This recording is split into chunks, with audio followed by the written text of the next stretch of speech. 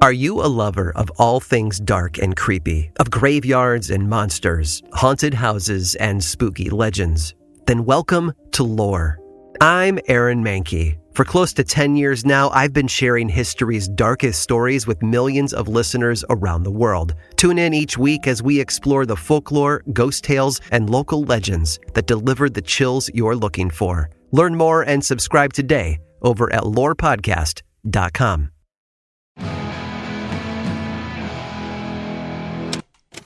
Hello to everybody who just needs to not think about anything tough for a moment. It's Beautiful Anonymous. 1 hour, one phone call, no names, no holds barred. I'd rather go one-on-one. I think it'll be more fun, and I'll get to know you, and you'll get to know me. Hi, everybody. It's Chris. If you are not into intros, I'll tell you what, this week's intro explains a lot, so you might want to buckle up and just do it. But if you really don't love an intro, I forgot to time it explicitly, but I think if you skip about 5 or 6 minutes, you'll be towards the end of it. Thanks so much. It might actually be a little longer. Sorry about that. Anyway, enjoy it. Hi, everybody. My name's Chris Gethard, and welcome to another episode of Beautiful Anonymous. Have to thank everybody who has signed up at beautifulanonymous.com for all the extra each week. You get about 20 minutes minimum each week with every single caller. And then on top of it, if you sign up at that top tier, you get the secret phone number once a month. You get a monthly follow-up with a past caller. There's all kinds of fun stuff. And as of right now, 971 people have signed up, which is nothing to sneeze at. And I thank you all for it. And I'm going to make a big push. When we get to 1,000, that'll be amazing. Now, keep in mind, in the first year, if I got to 2,000, I would have had a massive financial windfall that would have positively affected my family for years to come. It's not going to happen. I'm trying not to think too hard about it. That's okay.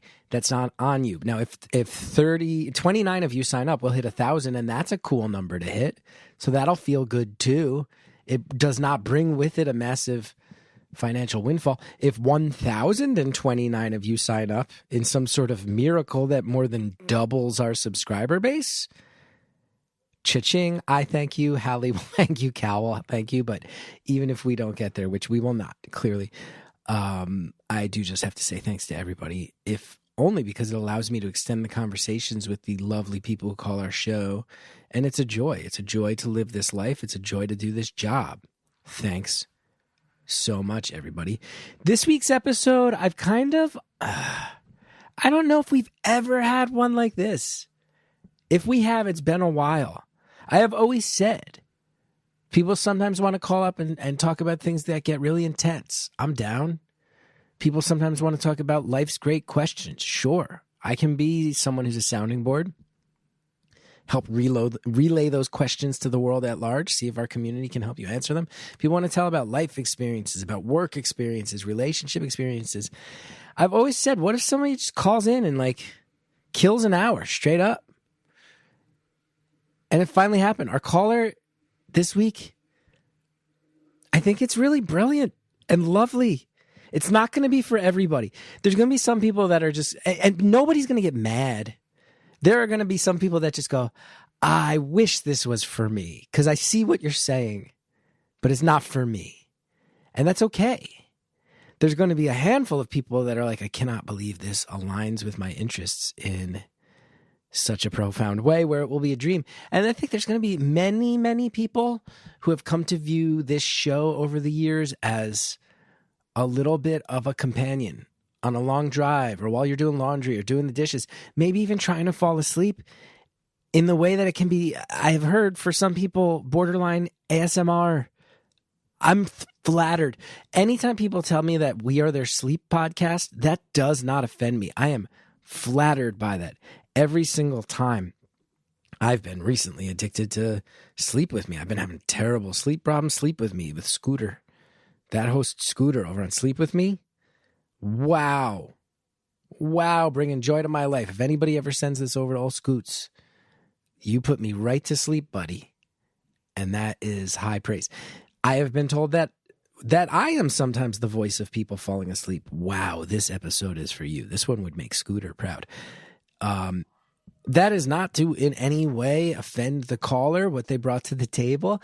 It's just to say that this is pleasant chit-chat about a thing that the caller loves. And that thing happens to be not just Star Trek, but very specifically Star Trek The Next Generation. Now, some of you are going to hear that and go, I think I might turn that off. That's fine. I don't expect everybody to listen to an hour of talk about Star Trek The Next Generation. But that being said, for those of you who do, there might be times where your attention strays if you're not a Star Trek fan. There might be moments where you go, what exactly am I doing with my time and my life? But I think there'll be even more moments where you realize hearing someone let their guard down and tell you about a thing that they love and the reasons that they love it, I would argue that sometimes we move too fast in life to let those moments happen.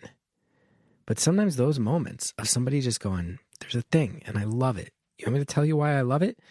Sometimes those are the reasons to be a human. Those are the reasons to be alive. To feel joy. Sometimes on your own and sometimes vicariously through others. And to remember that there's all sorts of people out there finding small joys in things. And wow, what a beautiful thing to find yours. There's moments of this that are very funny and charming. There's moments that send me down some weird memory lanes. But really, most of all, there's just a lot of chatting about Star Trek The Next Generation. I do express at one point, I think it's on the main feed. It might be in the bonus content. I hate the word content. I got to stop even saying it. In the bonus audio, got to take more pride in what we do here than just letting it become part of the content machine. My apologies to everyone. But there is one point where I say, I have a feeling maybe some of our listeners are going to want to try Star Trek The Next Generation for the first time after this. Where should they start? I even said that I wouldn't be shocked if people want to start some sort of Star Trek The Next Generation episode discussion group in our Facebook group and give it a shot. The caller had very firm advice on that. So for anybody who wants to get to it, just keep in mind the caller recommended the episode called Conspiracy. It's a two-parter at the end of season 1. If I remember right, part 1 is the last episode of season 1, and then it picks up with season 2 on a massive cliffhanger. Apparently, season 1 was finding its footing, but really hit the stride with Conspiracy, and then it's off and running in season 2. So if you're interested in getting on board with some sort of Star Trek The Next Generation discussion club, post about it in the Facebook group. I think that would be rad and beautiful.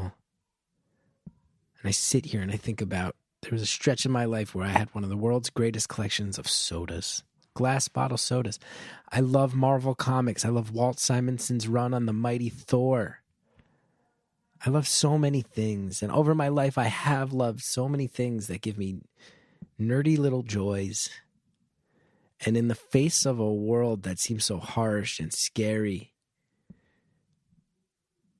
don't you sometimes just need to escape into the things that you love?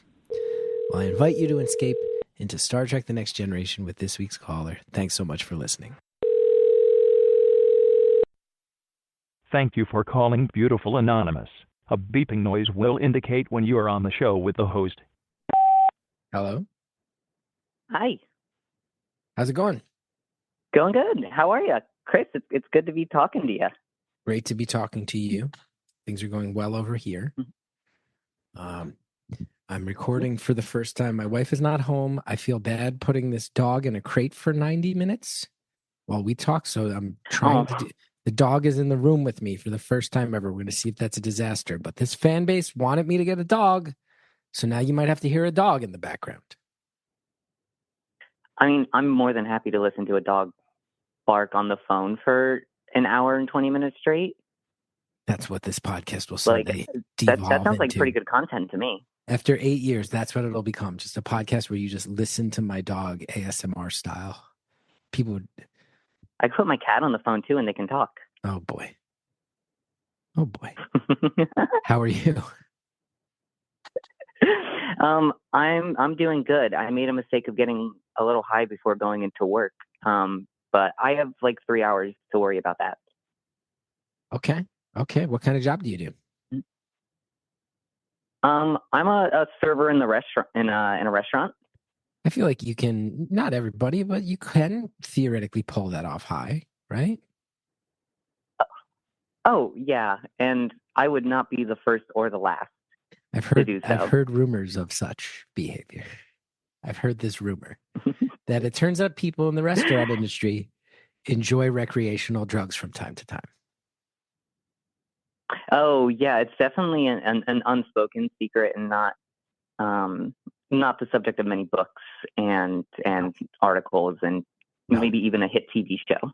No one's ever brought it up before that maybe people who work in hospitality enjoy a good toke or a toot from time to time. Time to time.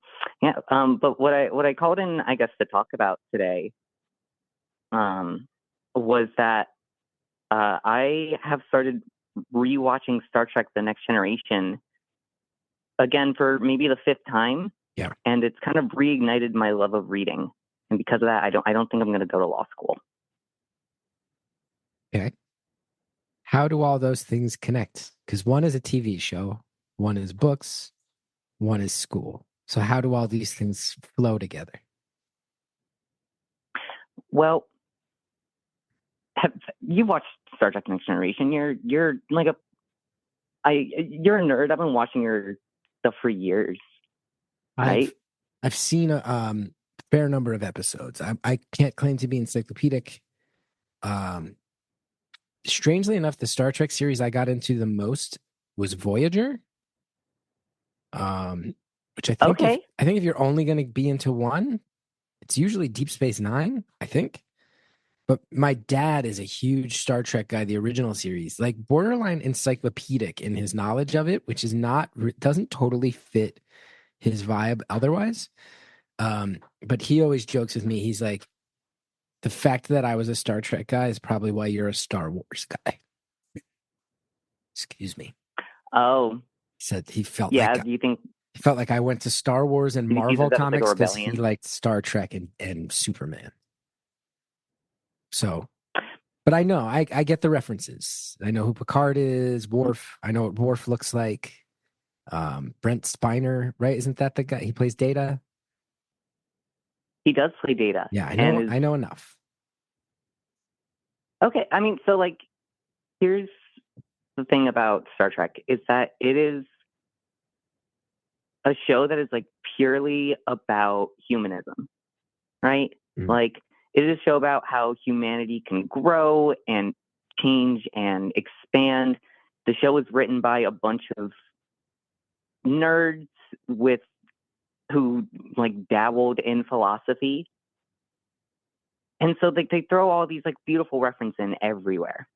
It's a really gorgeous like collage of like pulp and like high-minded philosophy about what would happen if, I don't know, if aliens decided or if we decided to blow up the world. Like it's gorgeous.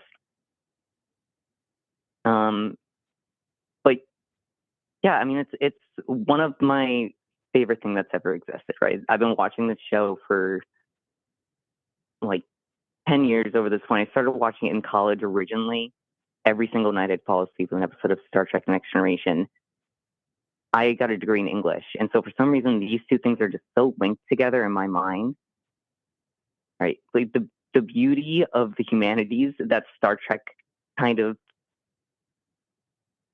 proposes and throws out there is the same type of like humanity and beauty that you see in literature.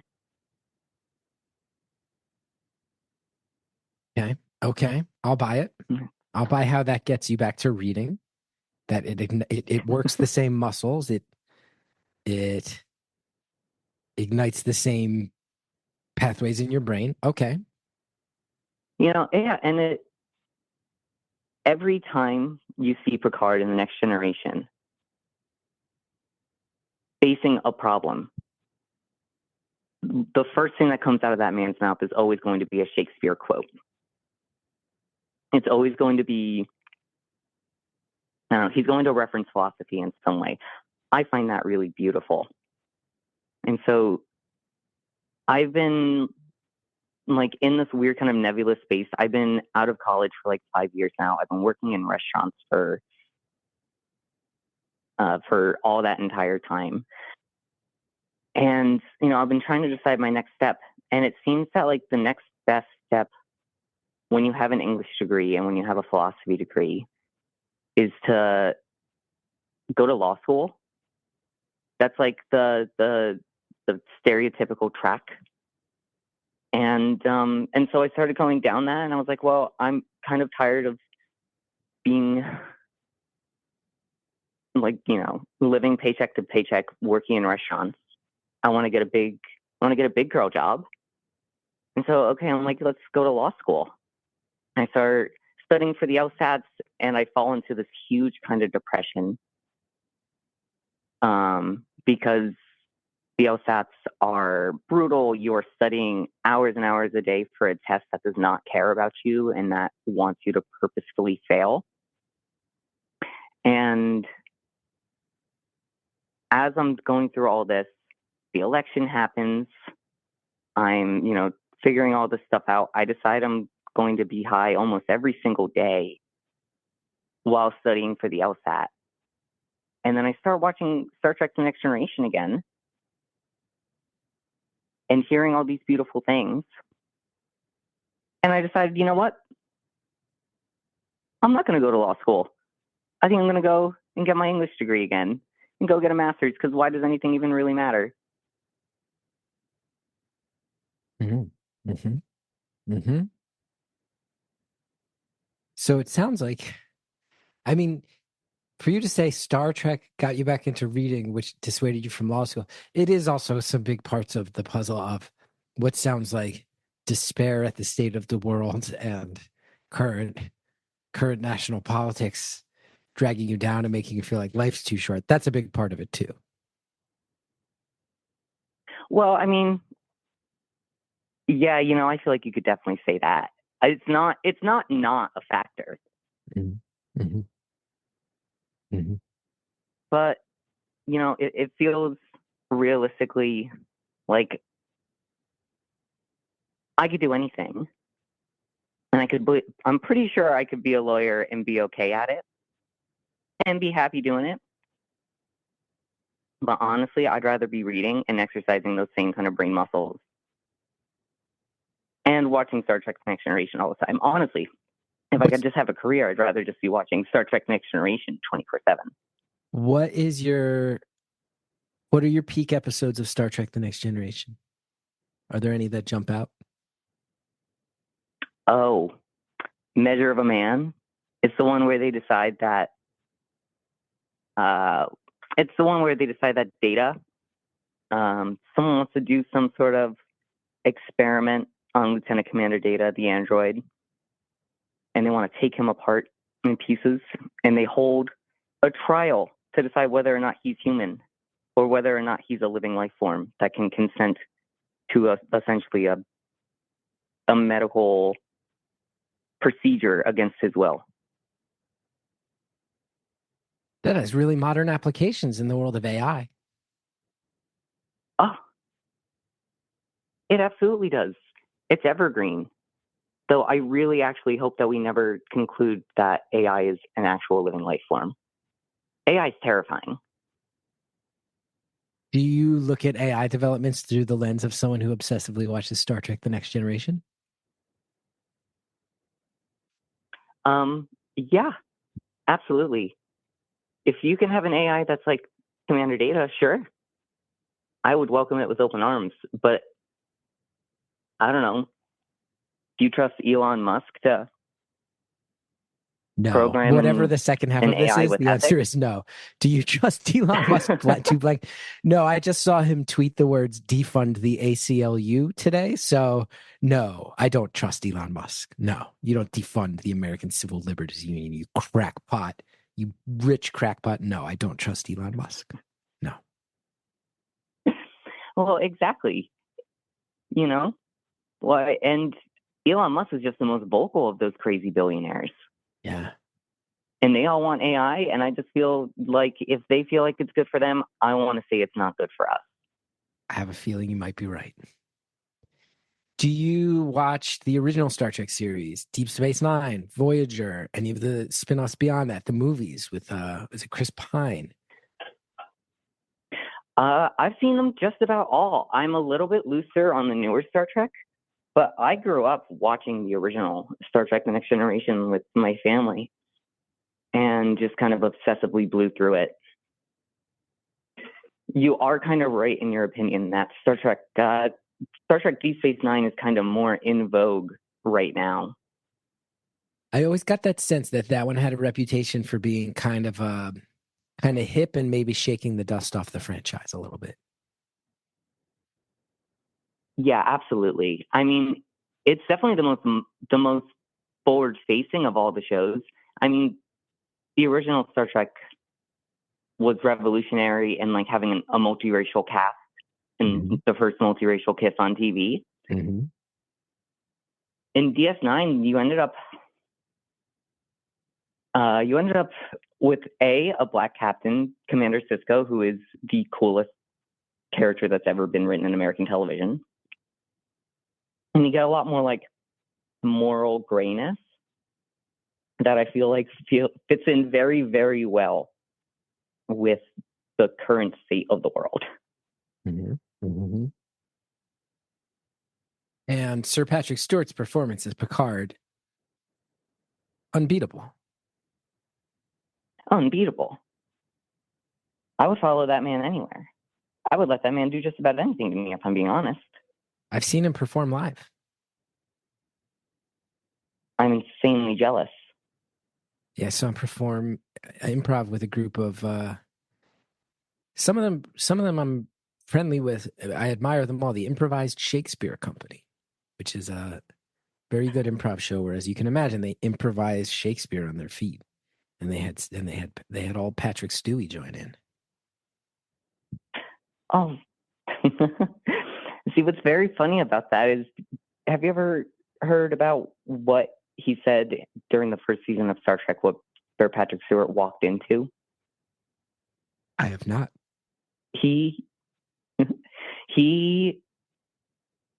walked into Star Trek expecting it to be a serious show, and Star Trek is campy, it's silly, and he spent the entire first season apparently telling people that that he was a Shakespearean actor and they were going to take this show seriously, and it apparently raised the bar of acting for every single other character. I don't know if that's just like internet lore or if that's true, but I love the idea of Sir Patrick Stewart doing Shakespeare in a very kind of silly and improvised way. It was pretty great to watch. I mean, he has untouchable stage presence. He also can dive into Shakespearean language and tone in a way where you're like, whoa, this is something that feels so foreign to modern ears, and to you it almost seems more natural. That being said, all the other people on stage were world-class improvisers. He's not trained as a world-class improviser. So he was also kind of gleefully screwing the pooch in certain ways, and then everybody else had to scramble to cover for him and fix it, which was actually really fascinating to watch all these really high-level improvisers go, oh cool, Sir Patrick Stewart is here, but he's kind of breaking stuff. He's kind of a bull in a china shop at times, because he's gleefully just making big choices and taking big chances, but he doesn't totally understand the rhythms of how improv is supposed to go.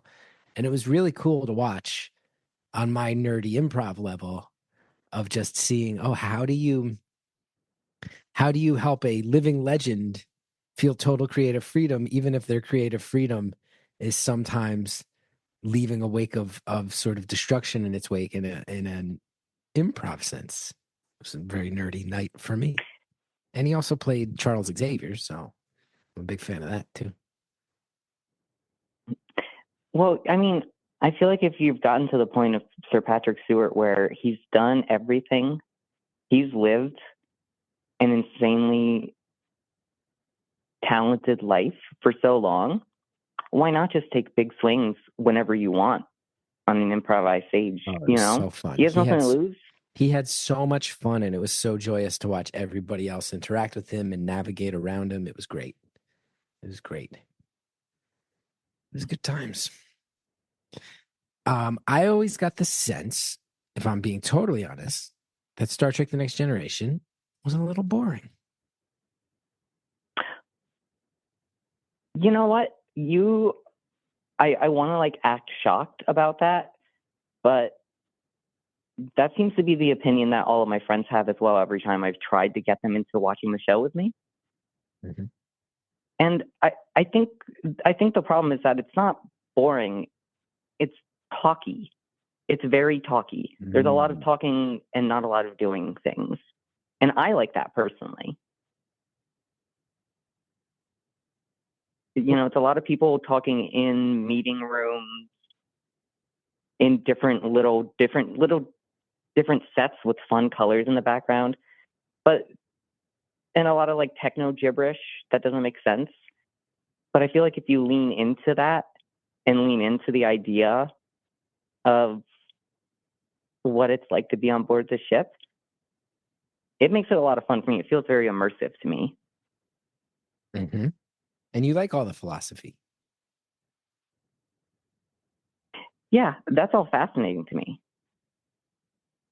And I like the way that they play with it with silly monsters in space. Yeah. Have you ever been to any conventions? No, I've not. What are we waiting for? Mostly because, that's a great question. At this point, I just don't like crowds, and I don't want to go. As much as I would love to go and meet all those people, go to the conventions and like wait in line, I'm not patient enough to wait in like a 2-hour-long line to shake Will Frake's hands for 2 seconds and get a picture. Mm-hmm. Mm-hmm. Mm-hmm. I see him every day on my TV. How did you feel about the performance of one Will Wheaton as Wesley Crusher? Pause. At some point, pause right there, because you knew at some point I was going to ask a hard-hitting question in this otherwise cotton soft episode, and I think, what'd you think of Will Wheaton is about as hard-hitting as we could get. We'll be right back. Hello, ladies and germs, boys and girls. The Grinch is back again to ruin your Christmas season with Tis the Grinch Holiday Podcast. After last year, he's learned a thing or two about hosting, and he's ready to rant against Christmas cheer and roast his celebrity guests like chestnuts on an open fire. You can listen with the whole family as guest stars like John Hamm, Brittany Broski, and Danny DeVito try to persuade the mean old Grinch that there's a lot to love about the insufferable holiday season. And that's not all. Somebody stole all the children of Whoville's letters to Santa, and everybody thinks the Grinch is responsible. It's a real Whoville whodunit. Can Cindy, Lou, and Max help clear the Grinch's name? Grab your hot cocoa, grab your cozy slippers, find out. Follow Tis the Grinch Holiday Podcast on the Wondery app or wherever you get your podcasts. Unlock weekly Christmas mystery bonus content and listen to every episode ad-free by joining Wondery Plus in the Wondery app, Spotify, or Apple Podcasts. I am so happy once again to tell you about our longest standing sponsor and an organization I remain so impressed by, so blown away by. It is, of course, Talkspace. No one is shocked to hear that I am a big-time advocate of therapy. I have therapy at 10 in the morning. I'm recording this at 6:45 p.m. Can't wait for my therapy. Happy to be living in a world where I can say that loud and proud and I don't have to hide it like the old days, okay? Now, I'm telling you, therapy constantly transforms. The bar is raised in different ways. Therapy helps with so many things in life. Helps you sleep better, helps you communicate clearer, helps reduce your stress, and it can be absolutely challenging to take the plunge, to find and meet a therapist that's the right fit, to find therapy that feels accessible, affordable, that fits your needs and matches your lifestyle. Well, Talkspace is here. There's personalized treatment. You can meet online from everywhere and anywhere. Your comfort spaces can be the spaces where you meet your therapist. You can text your therapist at any time. There's so many game-changing aspects to what Talkspace is doing. I will tell you that I care a lot about this world of mental health, and I think telehealth has become the standard more and more in the past half decade. And I think you can, even from listening to the amount of time they've been on this show, realize that Talkspace has set the bar and consistently raised the bar in this world. Therapy can be very costly. Not Talkspace. It's affordable. It's in network with most insurance providers. Most insured members have a $0 copay. Talkspace is the leading virtual therapy provider, makes getting the help you need easy, accessible, and affordable. You can easily sign up online. You usually get paired with a licensed provider that's the right fit for your needs within about 48 hours. And if you feel like it's not a great match and you need to switch, that is no extra cost. You can take the appointments from the comfort of your home, from the privacy of your car, wherever you feel that this is going to be the most comfortable for you. That is where you can have your Talkspace appointments. And you can even talk it out between sessions. I mentioned this before. Message your therapist. Man, we are living in a different world. This idea that you don't have to let your thoughts fester and sit in your head. You can actually build the dossier of what you want to discuss by messaging your therapist in between appointments, making sure that they're on top of your feelings as you're feeling them. That's beautiful. It's a game changer. I really love it. And I love all the specialized versions of therapy they have as well. Whatever you are dealing with, whatever life you are living, they probably have someone who specializes in helping you and your community. It's a beautiful thing. And as a listener of this podcast, you'll get $80 off of your first month with Talkspace when you go to Talkspace.com/beautiful and enter promo code SPACE80 to match with a licensed therapist today. Go to Talkspace.com/beautiful, enter promo code SPACE80 to get $80 off of your first month and show your support for the show. That's Talkspace.com/beautiful, promo code SPACE80. Thanks to everybody who sponsors the show. Now let's get back to the phone call. How did you feel about the performance of one Will Wheaton as Wesley Crusher?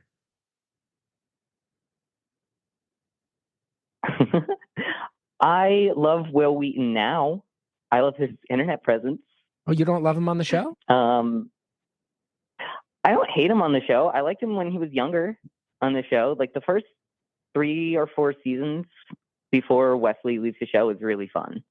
And he has some really great episodes. I mean, there's an entire episode where he's at Starfleet Academy and he gets into a whole scandal.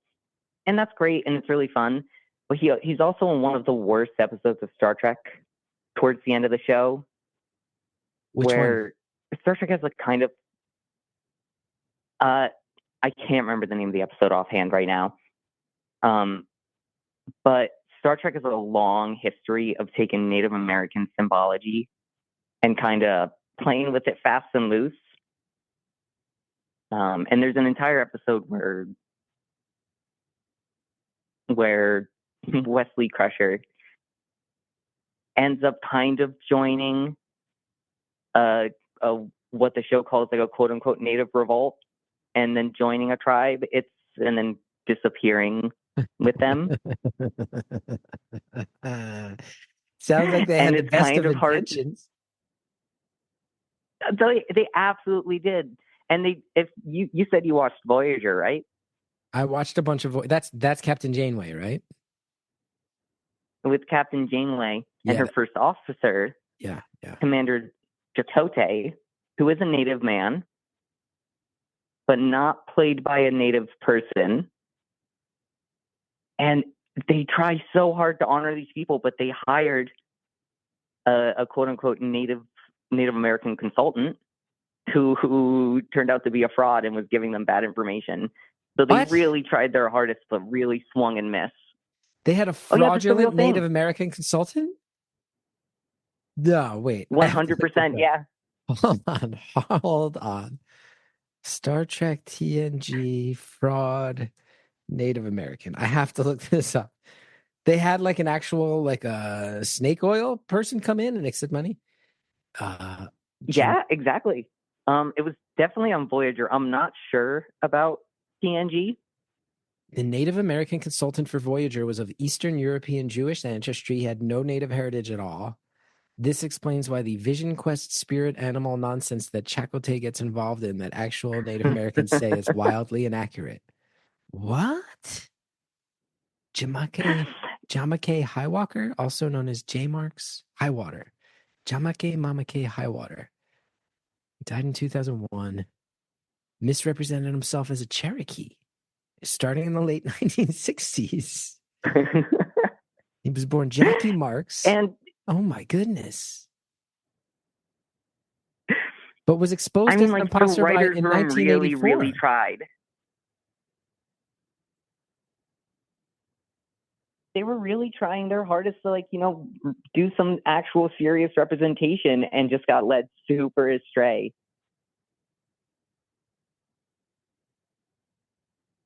That's kind of amazing. That's a kind of amazing to get deceived by someone who's like, I can be the consultant to make sure your well-intentioned goals of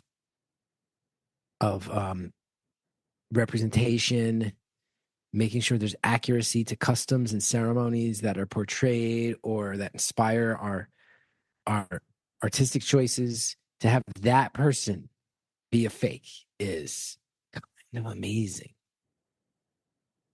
Kind of amazing. Well, it's pretty bold, honestly. Like, I hate the group that I hate that he targeted an already so targeted group. But when you think about, like, how well you have to sell yourself, yeah, that's a little impressive. it's a real dedication to trying to spread false information about what it is to be Native. It's a real dedication to do that for the last 43 years of your life. Well, and especially in a time before Twitter or social media. Yeah. Because people are doing that all the time now. People are just doing it for the love of the game. He was doing it as a career. Man.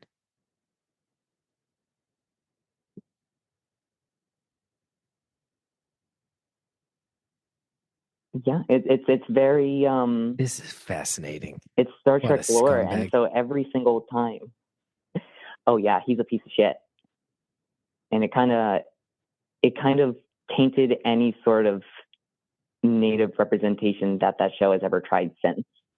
I bet. Especially for a show that's always been proudly progressive in its roots. It sounds like they were trying to do the right thing and actually did the worst thing. They paid and validated someone who was doing a stolen valor fake Native ancestry thing. This would be like if they hired Rachel Dolezal to be a consultant on episodes about African American themes and issues. This would be akin to that.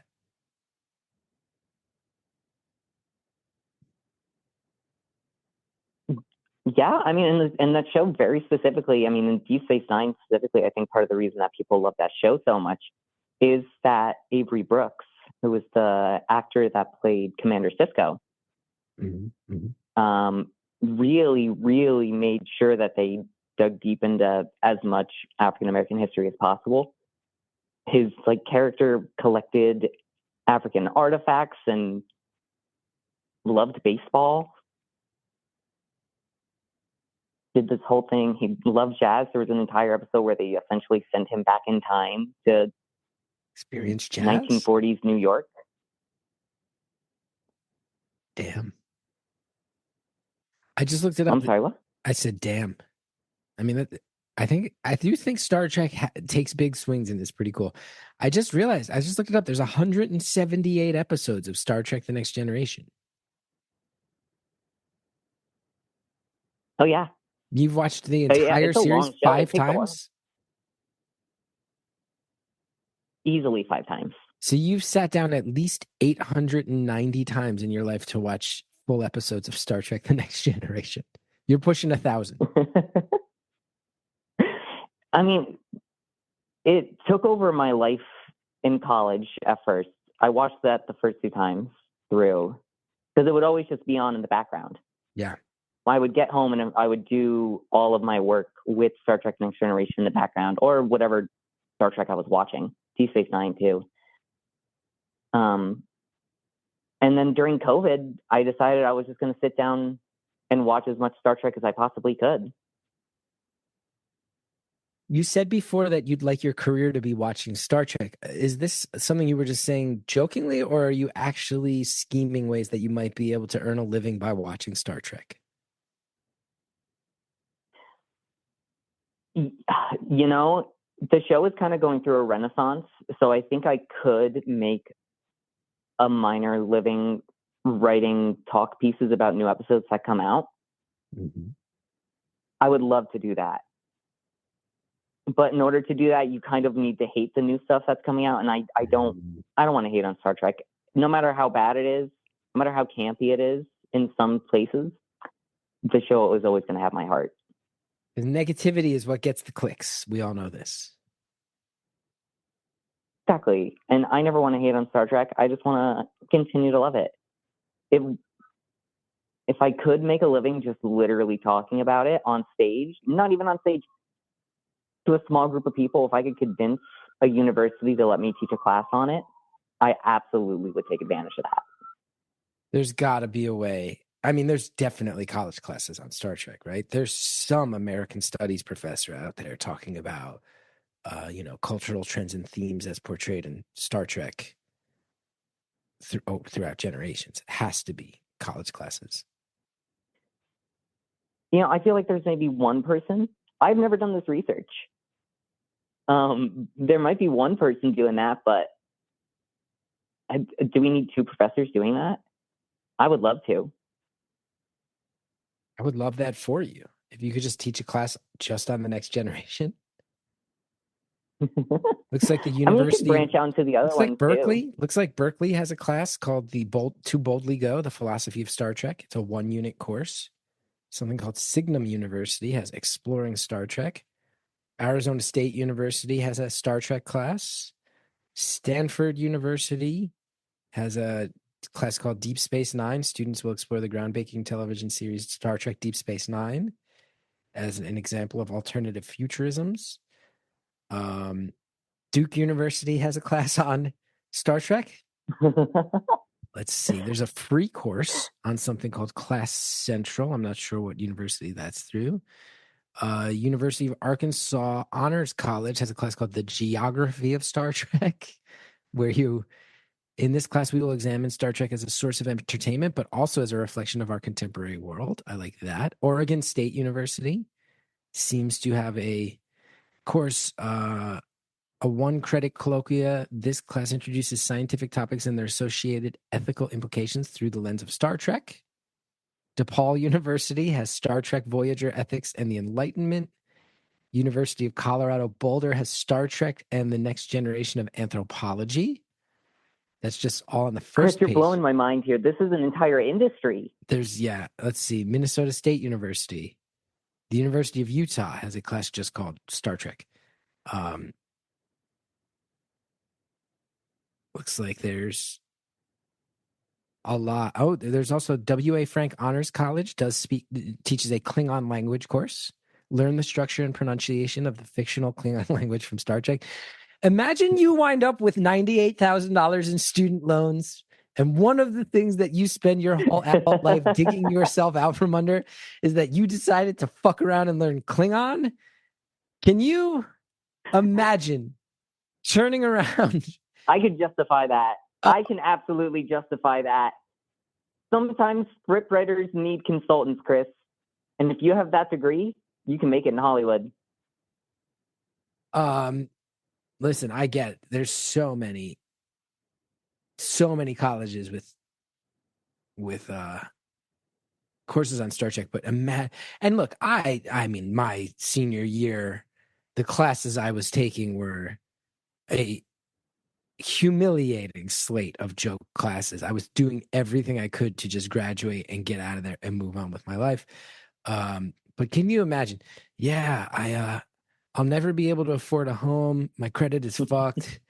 I have massive trouble even opening a credit card because I've missed on so many student loans.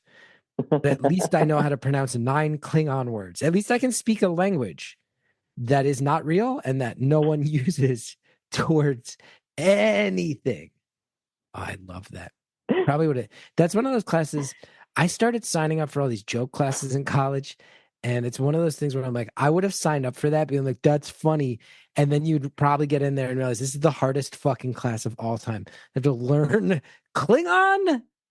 I gotta learn Klingon here. What's next? I'm gonna minor in Romulan. I mean, Chris, do you want to learn some Klingon right now? I can teach you. You know Klingon already? Of course you know. I know Klingon. at least 2 words. Okay, talk to me in Klingon. Tell me some Klingon words. How do you sext in Klingon? All right. That's a callback to a recent. You can't sex in Klingon. You can't? Because Klingon sex is entirely physical. It's entirely about beating the shit out of each other.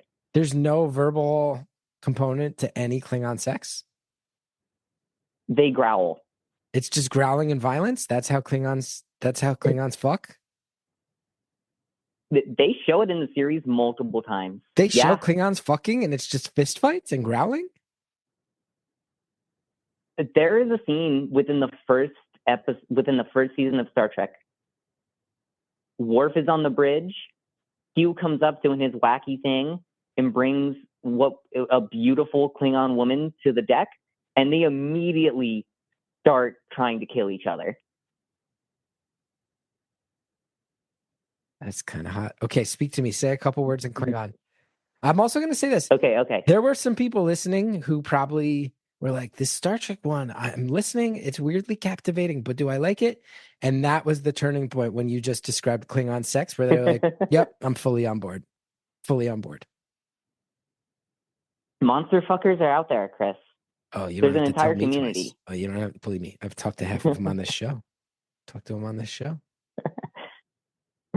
Okay. So, hello in Klingon or greetings or whatever is kapla. Kapla. Great. It's spelled with a Q, apostrophe PLA. I think so. I don't know how to spell in Klingon. Mm-hmm. Mm-hmm. You got to take this college course. You're so right. Kapla, hello. And then there's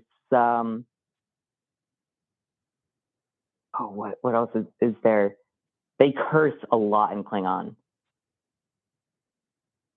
That's kind of their whole thing. That's the most words that you learn in Klingon is how to call someone essentially a shithead. Shithead. It's just a violent, warlike people. Oh yeah, that's their whole thing. Yeah. They have backups of every single organ. So in case one of them gets stabbed and doesn't work anymore, they have a backup heart, a backup set of lungs. So they're just built for war and violence. Well, and Star Trek mostly honestly shows them getting their asses kicked and having sex, honestly. Well, and what's the Romulans deal again? The Romulans are another warlike species, but they're more sneaky, right? Yeah, they're more like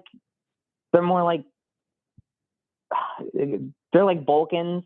If you remember Vulcans, the little guys with the pointy ears who are super logical. Like Spock, like one of the most iconic Star Trek characters, yes. Exactly, yeah. They're kind of just like the anti-Vulcan, the anti-Vulcan. They're just kind of mean-spirited and sneaky and will blow up things. Mm-hmm. Mm-hmm. Now, you have brought back a long dormant memory of mine that is a story I'm not exactly proud of. Would you like to hear it? Oh, of course I would. So about 21 or 22 years ago, I found myself briefly living in Los Angeles for a job. I was very young. I was 23 years old. And didn't know many people in Los Angeles. Some comedians I knew from New York had started coming out to move there or visit from time to time. And there was a stretch where I was hanging out with Paul Scheer, who is the best. Great guy. How Did This Get Made? You don't need me to tell you about it. It's a much more popular podcast than this one. Also, I just read Paul's book that he put out, Joyful Recollections of Trauma, I believe it's called. And it's a beautiful book. It's at times tough to read, Aw. but it's also funny and beautiful. Anyway, 21 years ago, I was in If Los I'm being Angeles. honest, I mostly know Paul Scheer from the What's in the Dumpster bit. Yes, he was also on From he was also on the Chris Gethard show episode that people actually like. There's one episode we did that is universally liked. He was on it, the dumpster episode. Go watch it if you want to see. I was watching the public access stuff back in the day. Yeah, fair. I was friends with Luke from Chicago, who used to call in all the time. I have not heard that phrase in a long time. Luke from Chicago. Scheer and I were in Los Angeles. Los Angeles, when you're first getting to know it, can be a very isolating and boring place. We found out there was a sci-fi convention happening in Anaheim at the Anaheim Convention Center. So we drove over there. And this was, 2003. This was, I don't even know that like San Diego Comic-Con had become a huge cultural force yet. Comic-Cons were real nerdy things. So we went to this sci-fi comic convention, and I remember a couple things about it. One is, do you remember that in the original series, they sometimes fought a lizard monster known as the Gorn? Are you familiar with the Gorn? Oh, of course, I remember the Gorn, the most beautiful creature ever made. Is that what they say about creature? Whoever played the Gorn in the original series was there selling headshots, and I remember like it was a sad thing. Like, from what I remember, it was like he wasn't even signing pictures of his face. He was just signing pictures of the Gorn, like of him in a rubber suit. And he's a man sitting there. He's not dressed as the Gorn. He's just sitting at the table as a man. And you can buy a picture of the Gorn, and then he'll sign your picture of the Gorn. And I remember feeling sadness in my heart over that. And then, well no, your response. He could be anybody, though. That could be a grift. I'm sorry. Is true. I hope they did some fact checking and some background checks on that, because I could claim to be the Gorn right now. You're right. I could go to any sci-fi convention in a small town in America, claim I played the Gorn, and clean up. You're right. You could probably make $1,000 in a day, easy. I bet. Everybody's out here wondering, how can I get an autograph from the guy who played the Gorn? So Paul and I are walking around, and at one point there was someone cosplaying in a full Klingon outfit and makeup, prosthetics, gear. You could tell accurate, I'm sure there's people who have analyzed all the Klingon clothing choices and what they mean. The person was in it, and we walked by, and I looked up and made eye contact, and the person like lunged at me and sort of made a noise. And we walked away, and I was like, what the fuck was that all about? And Scheer was like, you know what, I bet it is. It's like the Klingons are this really aggressive, warlike people, and that person clearly got into character. You made eye contact. My guess is that that's probably a thing. Like, don't make eye contact with Klingons. It comes off as aggressive and warlike. So he was like playing into it, trying to threaten you as a Klingon. But I was in my early 20s, and I don't think anyone will be shocked to hear I was mentally ill. This was a stretch of my life where I was really not on top of my mental illness. It was really, I would have manic fits and then panic attacks and depressive episodes. This was a factor in my life. Point being, emotionally, I was not the most, I didn't have the strongest emotional foundation. And I also still had a lot of like the bullied kid thing in me and the North Jersey thing in me of like, if anybody threatens you, fuck them. What's their problem? This and that. And I kind of flipped out and was like, this fucking nerd dressed as a Klingon wants to lunge at me like some fucking tough guy. What the fuck? And like, I sort of lost my mind in like a Jersey way. And I went to march up to the Klingon because I was going to start yelling at the Klingon. Like, I don't care how much you spent on the fucking prosthetics. You don't try to fucking jump in somebody's face like that. And right as I got there, and this is the part that I'm not super proud of, but hey, to be fair, they were covered in prosthetics and makeup. I realized as I was just about to say something to the person that they were on some level mentally challenged. And I went, oh, I should shut the Oh my! I'm going to bite my tongue, turn around, and walk away. This is a person who loves Star Trek so much that they dressed up as Star Trek. And whether they are being an aggressive warlike Klingon because I made eye contact, or whether that was some affectation that related to who they were, I'm going to shut the fuck up and walk away. But I mean, I came 8 seconds away from trying to get in a shouting match with a challenged person dressed as a Klingon. Well, I mean, it's probably a good thing that you didn't, because if he was taking the role of Klingon seriously, he might have actually killed you. It's true. That's true. If they really are that dedicated to war and violence and dedicated to commitment to character, I could have been in trouble. Although who knows? That could have been sex. They could have been turned on by me, and I'm only learning that from you. I'm sorry to say, Chris, but they don't like us. They don't like us that much. Oh, humans? There's The never Klingons. not really any human Klingon liaisons in a sexual sense. You're telling me I couldn't? You know, You tell me there that when I was are a couple. when I was a single guy, I couldn't bag me a Klingon? Is this what you're telling me? Truly, I have to even tell you, truly hearing that I asked I couldn't bag a Klingon, what am I even talking about? Anyway, we'll be right back. I'm so happy to tell you about Constant Wonder. It's a podcast for those who like to wonder at the world. Join Constant Wonder for explorations of science, art, history, and more. They are on a quest to find awe and wonder in all nature, human or wild, vast or small. Wonder is defined as a feeling of surprise mingled with admiration caused by something beautiful, unexpected, unfamiliar, or inexplicable. And the emerging science around awe and wonder shows that the ability to feel awe is a skill to be developed, like anything else, through practice. The more you look for it, the more you'll have it. The Constant Wonder podcast is here to help you develop a regular practice of wonder. Experiencing awe reduces stress and anxiety levels and has been shown to impact overall well-being. Those who cultivate awe and wonder have greater life satisfaction and experience greater creativity.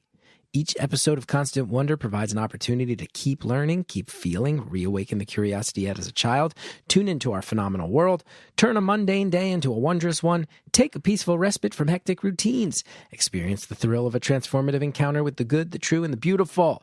Enjoy episodes like Harnessing the Power of the Sun to Cool the Planet, Sprouting a Seed that Survived the Roman Siege, Family Embraces Dad 2.0 After Traumatic Brain Injury, How to Reforest the Desert, Human Echolocation, Dreams and the Deep Mysteries of the Unconscious Mind.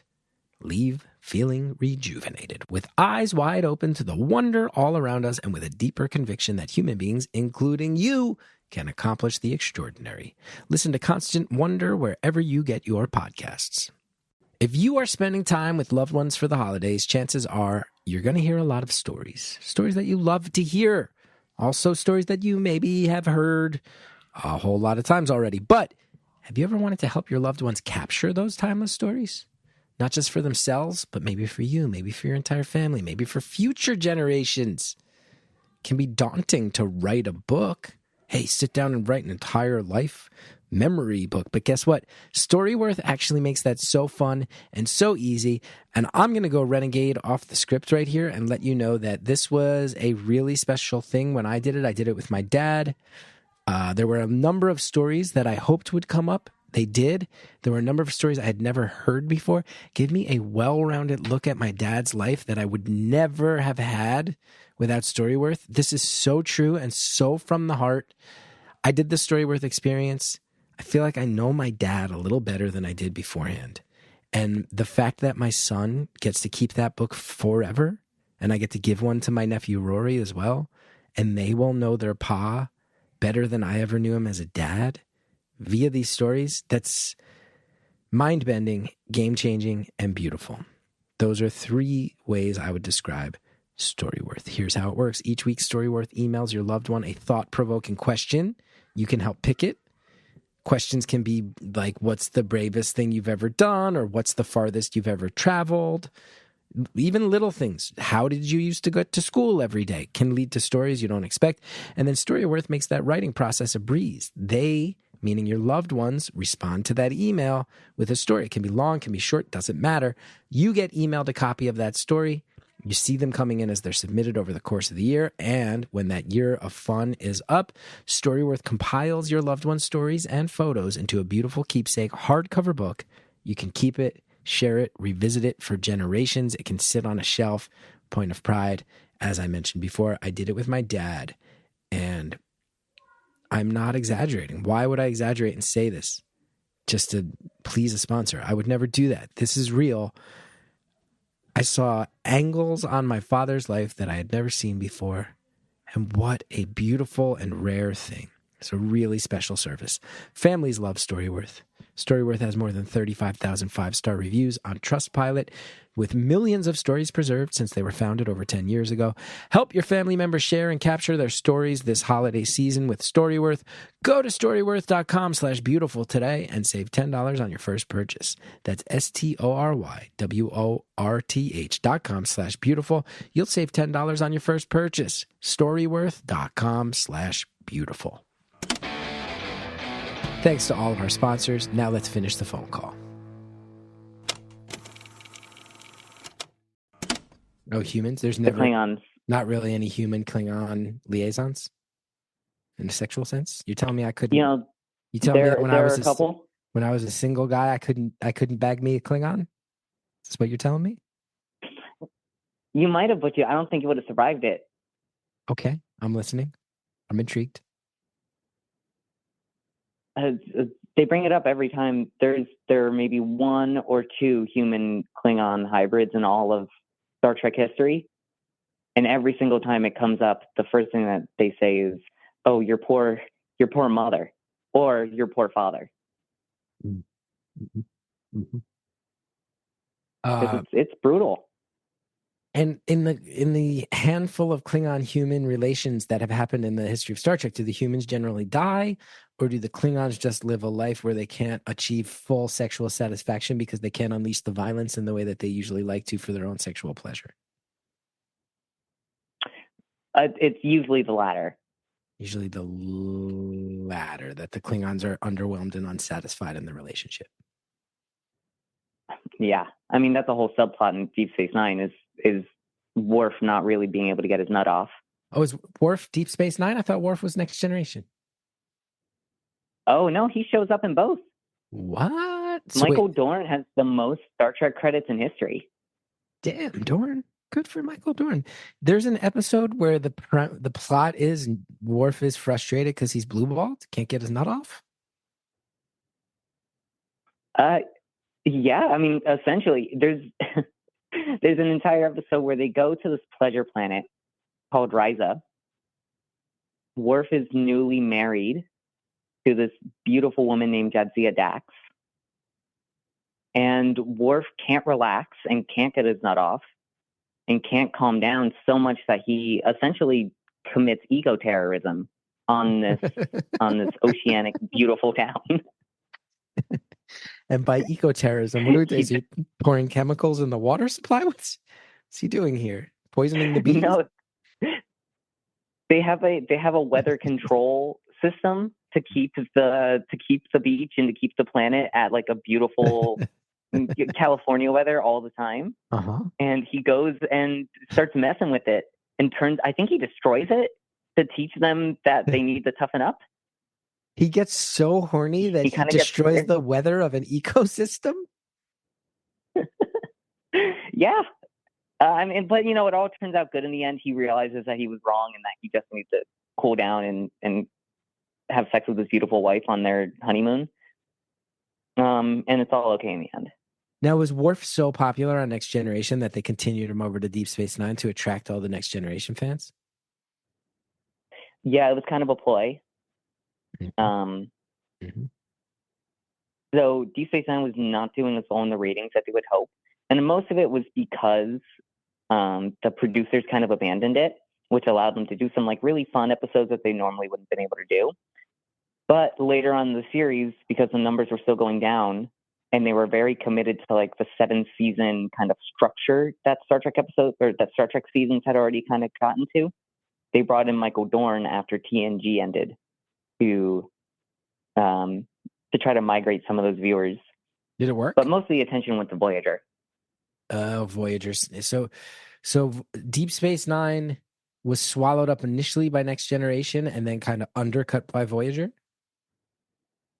Yeah, essentially. It's kind of like the ugly sister.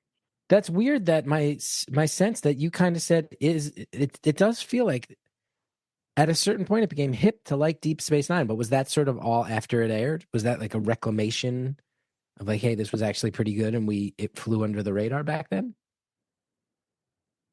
Yeah, for the most part. That's kind of like a more recent sentiment.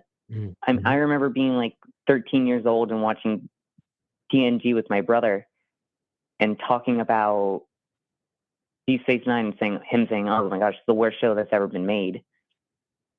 But going back now into the future, like going back to now, it's the most forward facing of all the shows. A lot of people in the last couple of years in the last like 10 years have started watching it and being like, oh my gosh, this is what Star Trek should be.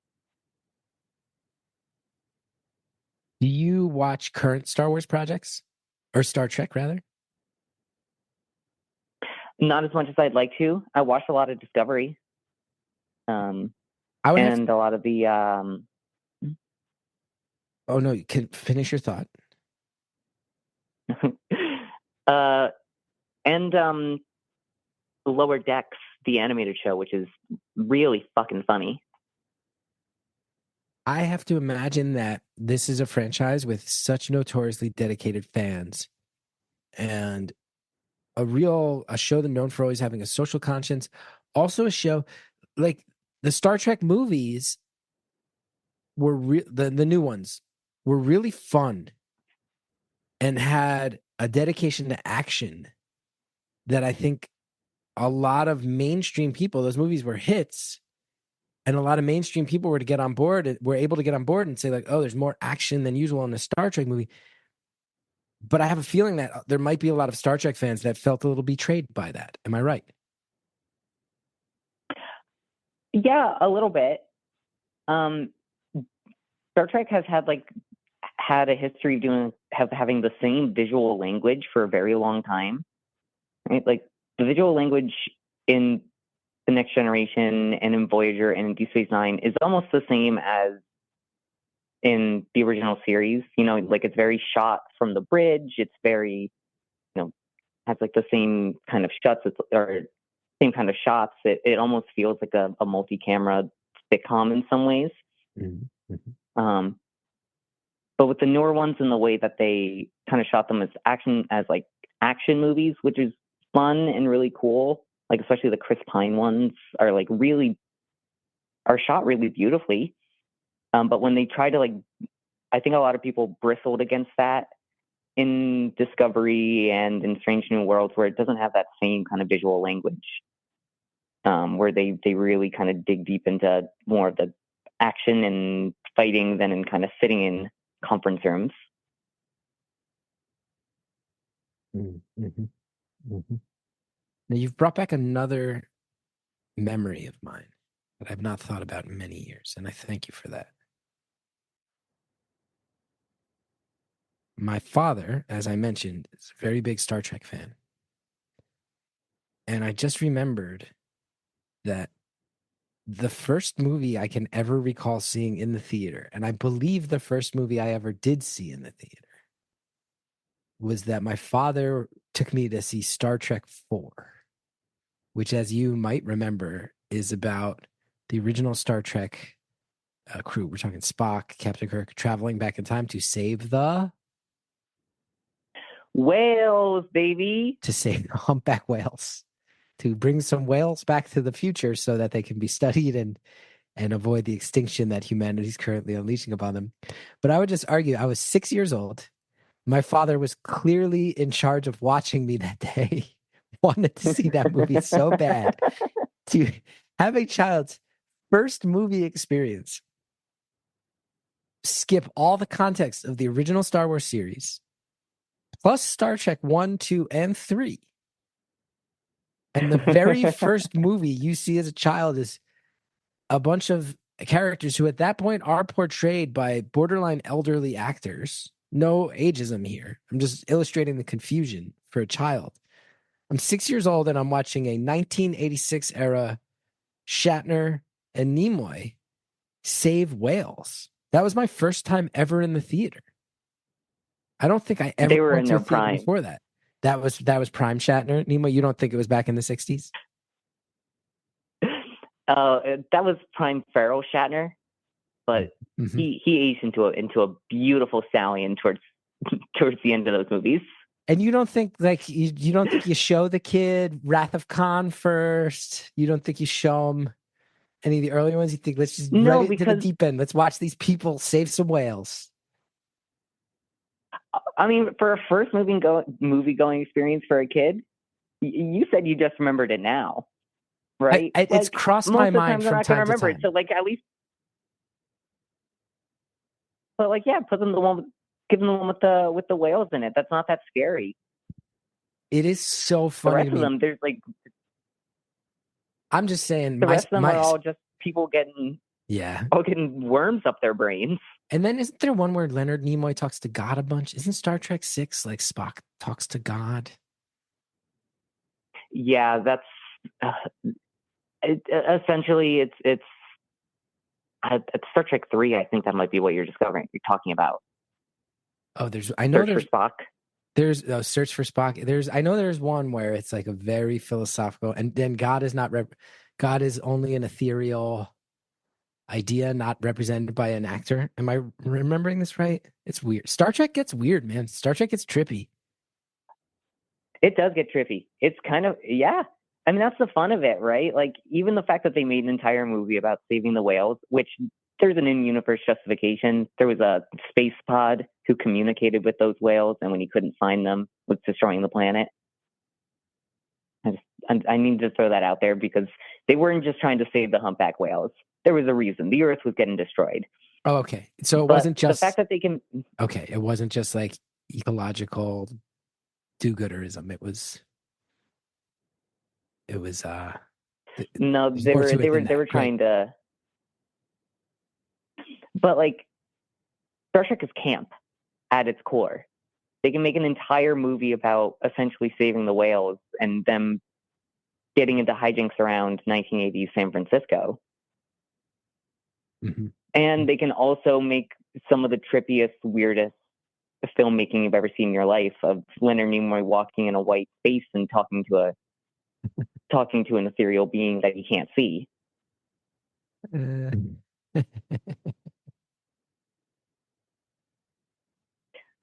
I just know that my son is right now 5.5.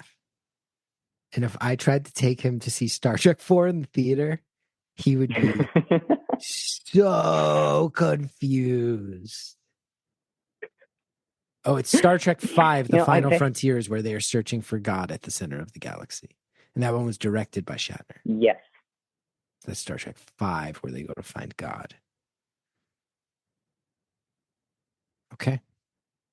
This might be my favorite episode of Beautiful Anonymous ever, hands down. We have 6 minutes left, and we've talked about nothing but Star Trek, and I love that. Chris, I had so many different plans for what I wanted to talk about, but I'm not going to lie, I started getting real nervous at the beginning and took a hit of my pen and got way too high.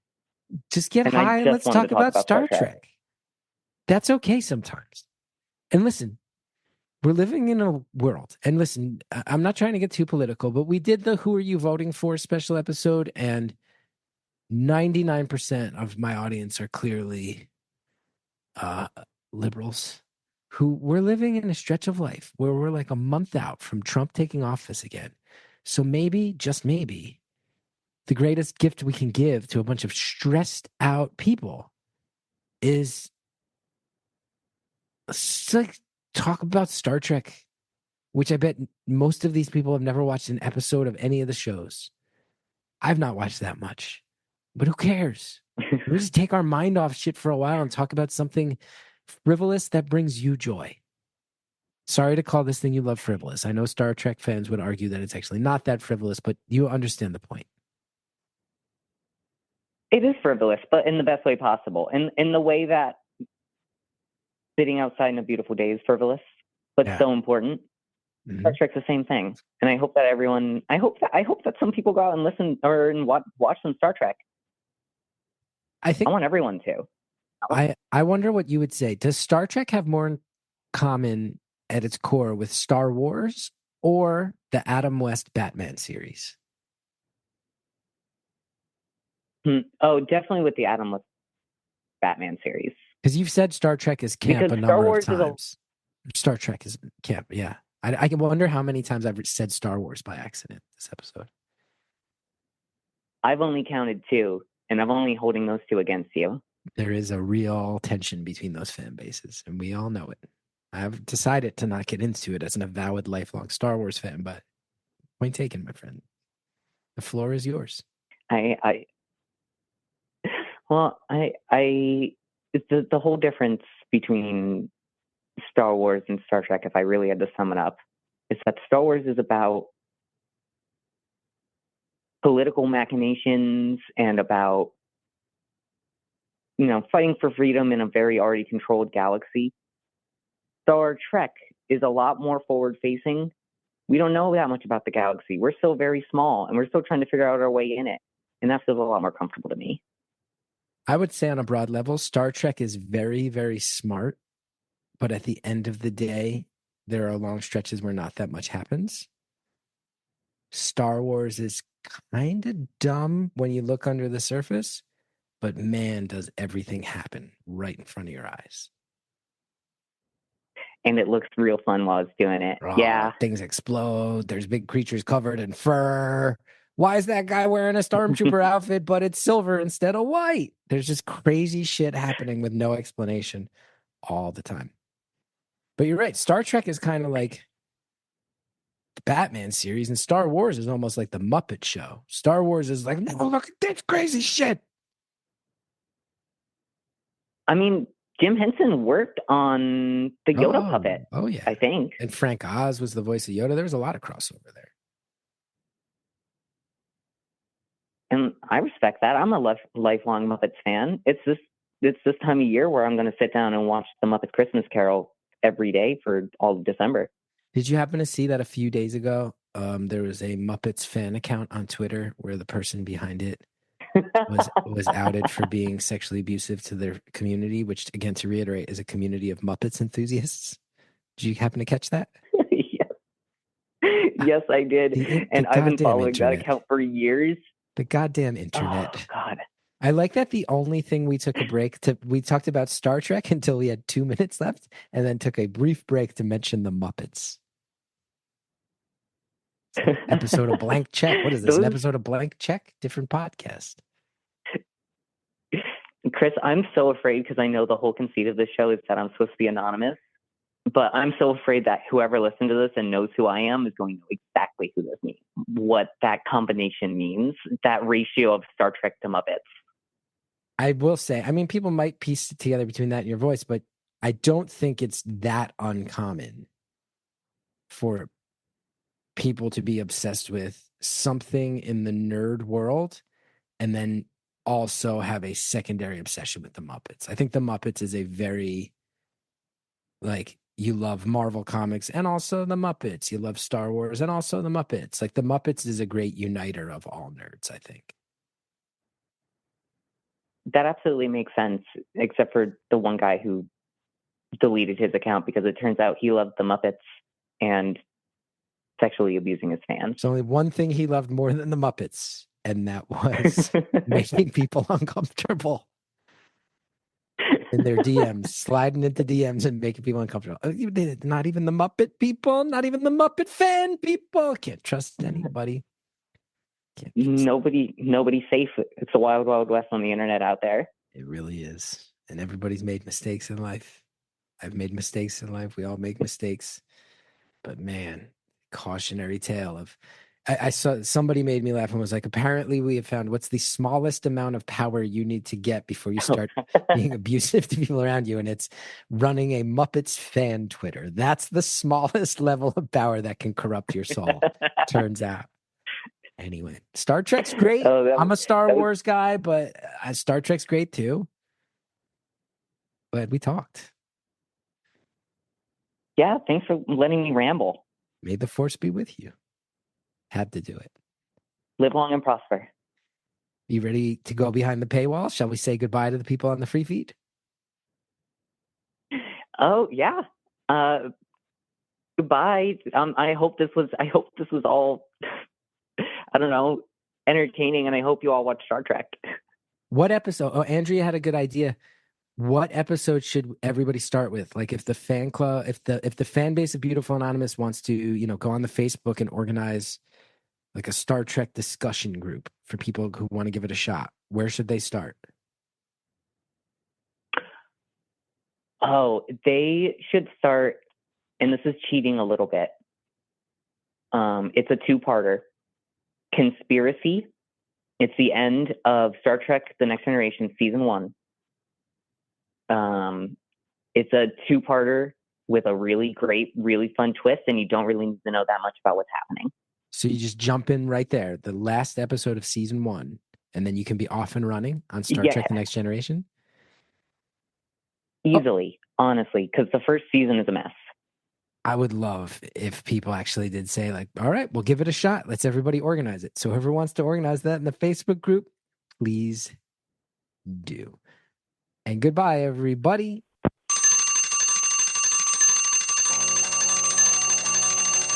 Caller, thank you so much for taking my mind off of life's stress, for allowing me to experience the joy vicariously through you. Thank you for all of it.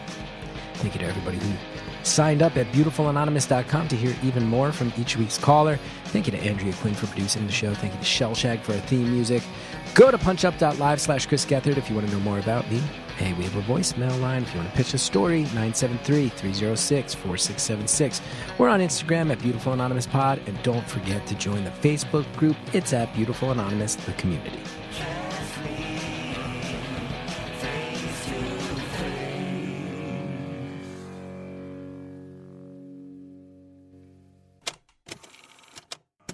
This week on Beautiful Anonymous Plus, here's some of what you'll get from the 5 questions. There have to have been plot lines about genetically engineered food, right? Actually, yeah. So there's a whole big conversation within the world of Star Trek. I'm sure there is. What's the nature of this particular conversation? Part of Star Trek is that they live in a post-scarcity world, right, where there is no worry about food because they have food replicators. And there is a whole contingent of people throughout the series who talk about how their parents don't trust the food from the replicator and that they'll only trust food that they cook themselves. Yeah. Yeah. For anybody who's like, cool, the 5 questions are here. Now we get to talk about something that's not Star Trek. That's not how this goes. That's not how this goes. Don't forget to sign up for Beautiful Anonymous Plus at beautifulanonymous.com.